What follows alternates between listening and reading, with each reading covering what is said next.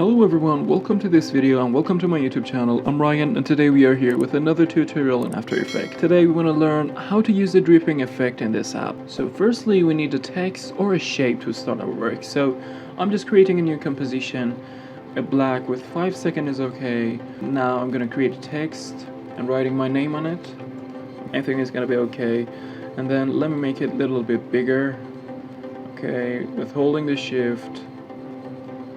And then put it on the center. You can use the Ctrl plus Home on your keyboard or just going to this align and just put it on the center.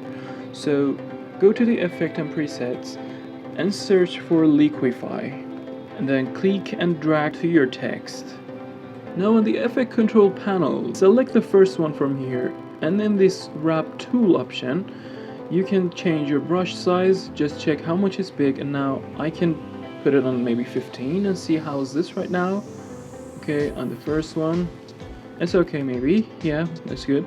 And the brush pressure, you can increase it even to 100 and it's gonna be okay. Okay, and now you need to animate your dripping effect. So in this distortion mesh, start animating and change your time indicator to maybe 3 seconds and whatever you like, and then start your work with just continue making this dripping effect. It's all depend on you and how you like to continue your work.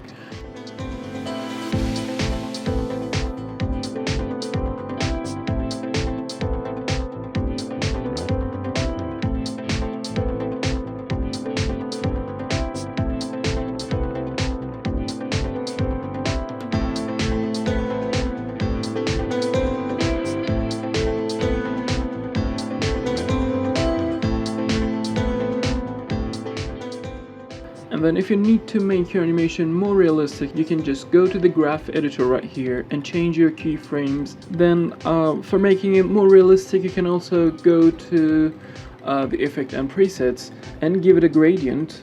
Okay, I'm just using the gradient ramp here. Click and drag it on my text. Now maybe the start color, I just need it to be something like maybe kind of red, and the end color I just set to be a very dark red. Okay, it's good. And now let's play and see what we have created finally. Okay, everything is alright, and now you can just use your tweaks using gradient, using the color changing or whatever you like, using tint to just make it more realistic.